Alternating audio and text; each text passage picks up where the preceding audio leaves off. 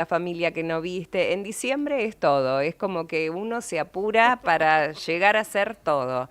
Y el estrés me parece que causa mucho, mucho, mucho daño a la salud, especialmente al corazón. Y por eso vamos a hablar con un médico cardiólogo que se llama Alejandro Mereta, matrícula nacional 65.971. Él es jefe de cardiología nuclear en ICVA, el Instituto Cardiovascular. Hola Alejandro, buen día, con Fernando Blanco Muñoz, aquí desde Nacional. Hola, buenos días, ¿cómo están? Bien, muy bien, queriendo charlar un poquito sobre este estrés de diciembre y si es como todos imaginamos, un mes donde ocurren más problemas en el corazón de todos los que estamos en esta tierra. Sí, bueno, un poco esto es universal, ¿no? Tenemos datos de países donde esto se puede medir por el sistema de salud que tienen.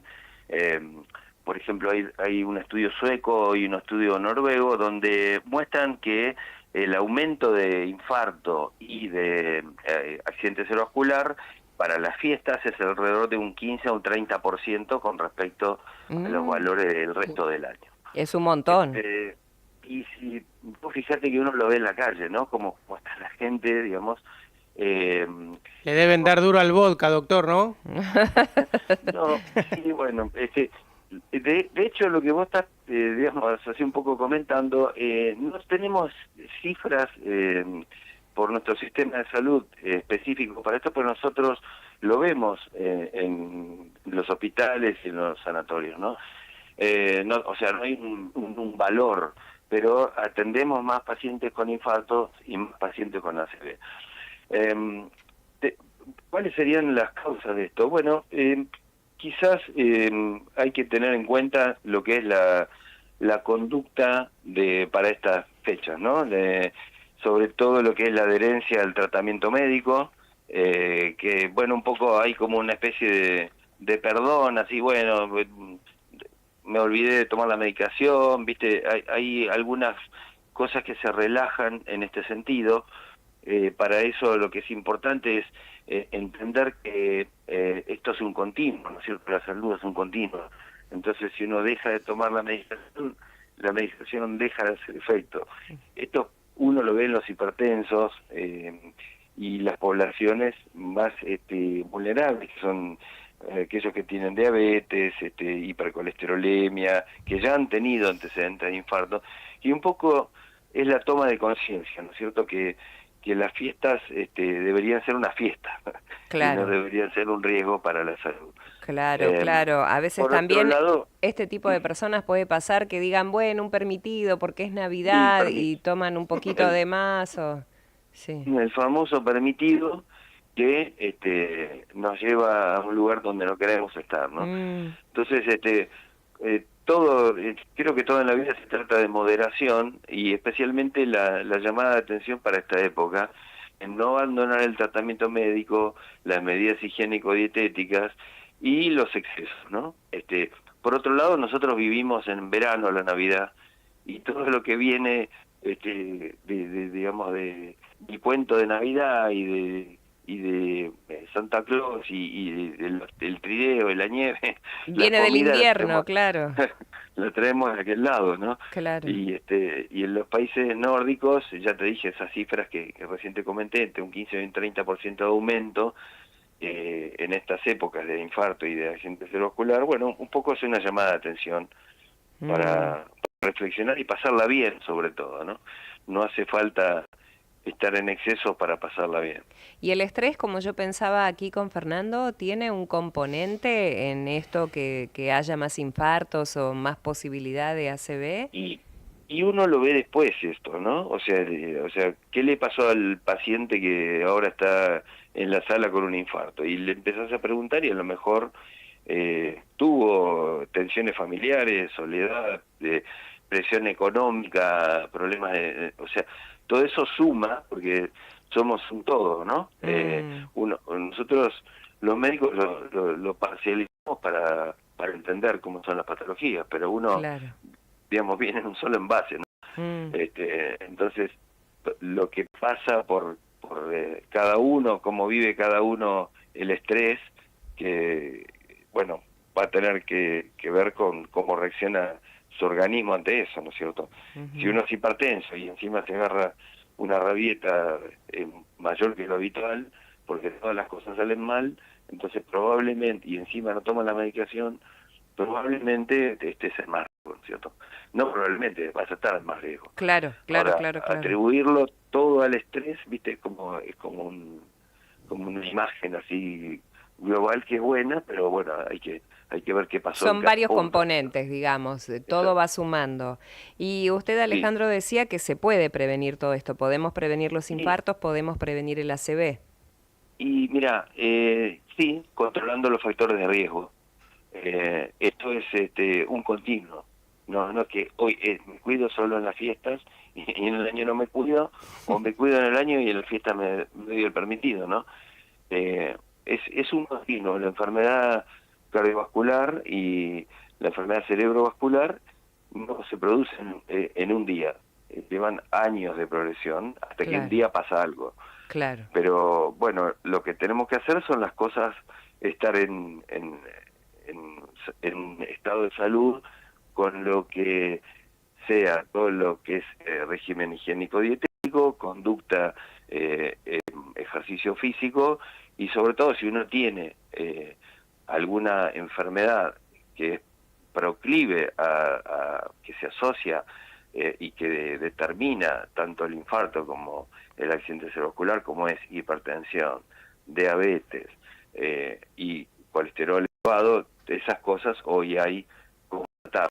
Entonces, y lo que hay que recalcar es que estas enfermedades son silenciosas. Entonces, claro. Sí, o sea, cuando uno tiene un infarto duele, pero el infarto se produce porque hay una alteración metabólica que va haciendo que las arterias por dentro se dañen, y eso es silencioso, ¿no? Entonces, tiene 10, 20, 30 años de enfermedad silenciosa hasta que finalmente tiene algún accidente de estos. Y lo que sabemos es que tenemos herramientas para poder prevenirlo. El tratamiento de la hipertensión, el tratamiento de la dislipemia. En la hipertensión, la gran mayoría de los pacientes que tienen hipertensión no lo saben. Entonces, y de los que están tratados, la mitad está bien tratada, la otra mitad no. ¿Y cómo lo sabe uno? Y si no se controla, no lo sabe. Claro. Eso es importante, la concientización de la rutina. Sí, de hacerse los chequeos. Claro, sí. Correcto. Aquí Fernando va a participar de la charla, doctor, también. Doctor, ¿qué tal? Perdón la interrupción antes con el vodka, no, por favor. Pero la referenciaba con los suecos y los noruegos. No es malo, lo que pasa es que hay que ver cuánto, entonces, claro. Como todo. Tal cual. Mi pregunta es un poco práctica, porque imagino una reunión familiar, ahora 24, 25, 31, primero, algún pariente que a lo mejor no sabe que es hipertenso, o sí está maltratado, de acuerdo a la división que hizo usted. ¿Qué tenemos que tener en cuenta en la reunión familiar? ¿Cuáles son los síntomas que podría alertarnos que está teniendo un episodio cardíaco un familiar que está en la reunión con nosotros? ¿Y qué hacer frente a eso? Y mira, son las pautas, buena pregunta, son las de alarma. Los dolores que uno niega, vamos a empezar por el corazón, los dolores que uno niega, que me cayó mal la comida, que en general se come en exceso, ¿no es cierto? Alguna molestia en el pecho que se corre hacia el brazo izquierdo, y un malestar que uno... lo primero que pasa cuando uno está teniendo algo es la negación, en cualquier ámbito de la vida, ¿no? Pero la negación a algo que no es habitual, podría ser, por ahí no es nada, pero podría ser una pauta de alarma.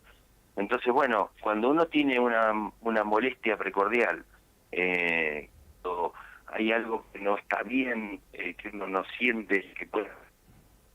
Todas esas pautas... Se nos escapa la voz, doctor. Sí. A lo mejor está en movimiento usted. ¿Sí se está moviendo? No, yo estoy... A ver, bueno, porque perdemos la señal por momentos. A ver, ahí lo estamos escuchando bien, sí. No, digo que cualquier síntoma que no sea, que sea raro, entre comillas raro, es decir, siento... Algo que no es habitual, claro, algún dolor que aparece, no minimizarlo, darle la No importancia. exacto. Digamos, la negación o la minimización puede costar caro después, ¿no? Ujú. Entonces, la verdad que la mejor recomendación es un poco de los excesos, pero bueno, si uno tiene algo que no puede explicarse bien o que tiene una, sobre todo la famosa presión en el pecho, que en ocasiones es el típico dolor o en el medio del pecho, corre hacia el brazo. Ay, estamos teniendo alguna dificultad. Cortamos y lo volvemos a llamar porque nos quedan un par de preguntas. Quédese ahí, doctor, que enseguida Cecilia vuelve a comunicarse con usted. Qué importante escuchar esta palabra, porque es verdad lo que vos decías. ¿Cómo procede uno ¿no? Sí, con claro. alguien que está allí en una reunión Imagínate una mesa de familiar? abogados en mi familia. Ay, no. ¿Qué haces? Ay, no. Bueno, ahí lo recuperamos al doctor. A ver. Sí.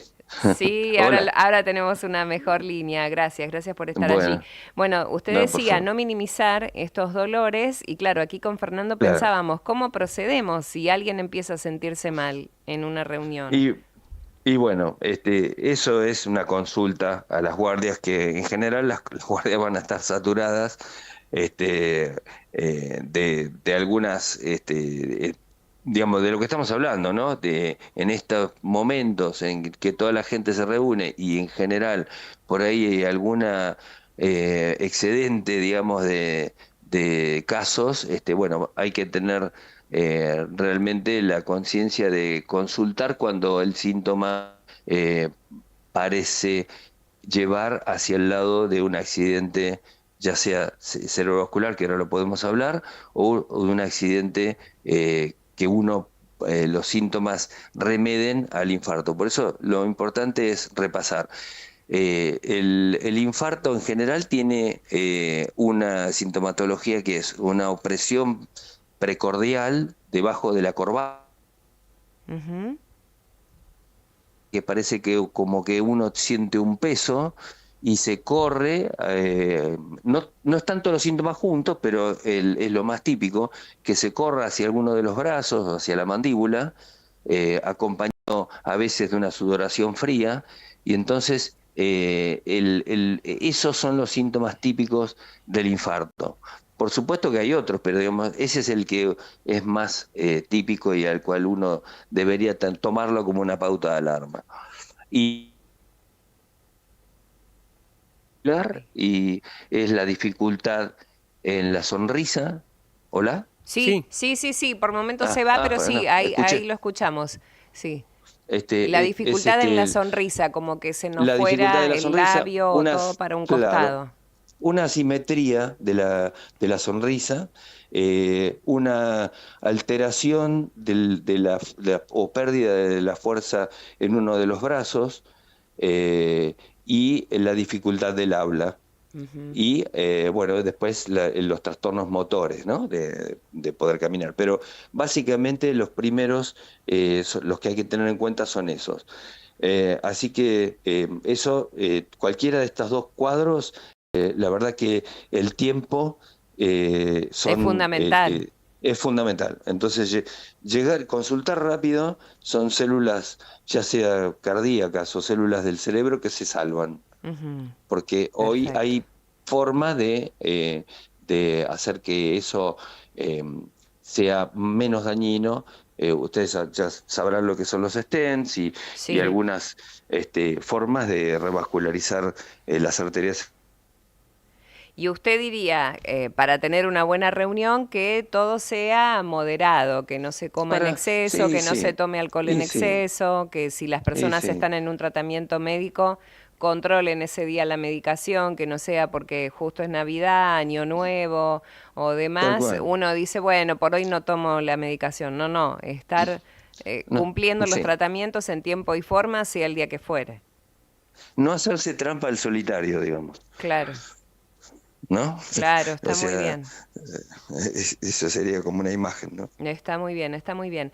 Doctor, antes de cortar la comunicación, ¿lo puedo llevar a otro tema diferente? Vio que por estos días estamos todos conociendo lo que le pasó a un cocinero muy importante, Christian Sí. Petersen, que quiso escalar el Lanín allí en el sur, en nuestra Patagonia, se descompensó y ahora el diagnóstico es que tiene una falla multiorgánica. Esto, ¿él habrá minimizado algún dolor previo? ¿Este tipo de aventuras tiene algún riesgo que él no tomó sus recaudos anteriormente? ¿Debió Mira, haberse hasta que algún chequeo? no podemos dar ningún tipo digamos, de diagnóstico, porque no sabe, yo personalmente no sé, no tengo, sé lo que se dice, el parte médico, entonces ya empiezan las cosas que, bueno, fue por subir la montaña, la verdad, un fenómeno complejo que nosotros vemos en las terapias intensivas, por ejemplo, por infecciones, por intoxicaciones. eh, Se mencionó por ahí también la fibrilación auricular. Muchos pacientes que tienen estos cuadros tienen fibrilación auricular. Entonces, hay como una mezcla de datos que son, la verdad que hablar de la causa de lo que le pasó a Cristian a partir de un diagnóstico que que se da a conocer de falla multiorgánica, es poco serio, digamos, desde lo médico. Está bien. Ahora, qué es la falla multiorgánica? Es una condición en donde varios órganos nobles empiezan a fallar y hay que buscar la causa. Entonces volvemos al principio de tu pregunta. ¿Cuál fue la causa? Y mira, probablemente no haya sido subir la montaña. Eh, la verdad que poner a la montaña o a la fibrilación auricular como una causa, tenemos que esperar, ser prudentes y ver cuáles fueron las condiciones que Sí, que eh, han, desataron todo este han cuadro y esta desat- descompensación.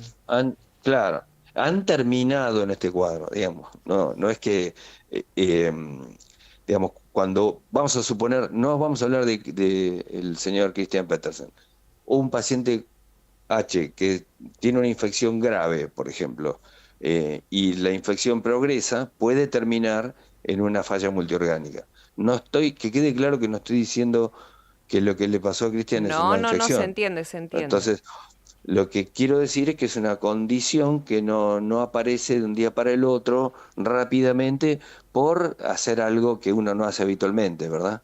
Entonces, Perfecto.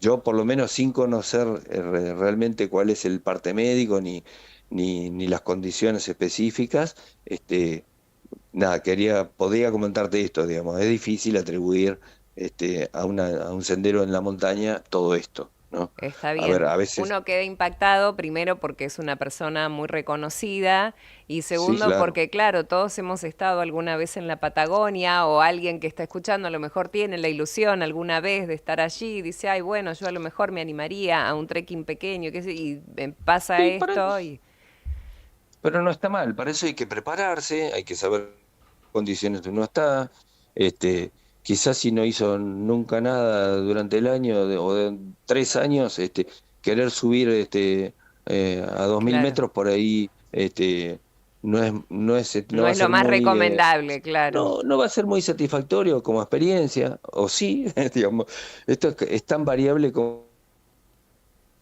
seguro, antes de seguro. hacer una aventura de estas, debería hacerse un control para saber cómo está su capacidad de hacer ejercicio.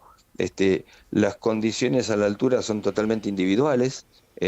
Hay gente que tiene este síndrome de apunamiento, que así se llama, que es la disminución de la tensión parcial de oxígeno, es decir, a medida que uno sube en la montaña, el oxígeno hay menos proporción de oxígeno. Claro. Entonces algunos los toleran mejor que otros.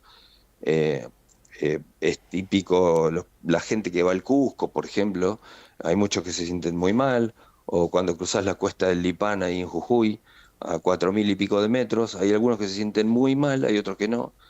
Eso es muy individual. Claro, es individual. Pero Pero además de eso, su condición de salud previa es importante tenerla en cuenta para hacer estas cosas, ¿no? Perfecto, Este, perfecto. Bueno, discúlpeme que lo llevé a este caso, pero no, no, por estamos todos favor. muy conmocionados porque, como le digo, es una persona conocida y cuando algún famoso Sí, tiene algún problema, uno enseguida lo compara con las cosas que a uno le van pasando, ¿no? Gracias por estos minutos que dedicó al programa, le deseamos feliz Navidad, feliz año y prometemos que aquí, por lo menos nosotros en el equipo, nos vamos a cuidar mucho y vamos a claro. cumplir con todo lo que usted nos dijo. E igualmente, a cuidarse y a disfrutar, ¿eh? Eso, eso, eso. Gracias, Gracias, doctor. doctor. Un Felices abrazo. fiestas, ¿eh? Igualmente. Hasta luego. Hablábamos con el doctor Alejandro Mereta, matrícula nacional 65.971, médico cardiólogo, jefe de cardiología nuclear en el ICBA, el Instituto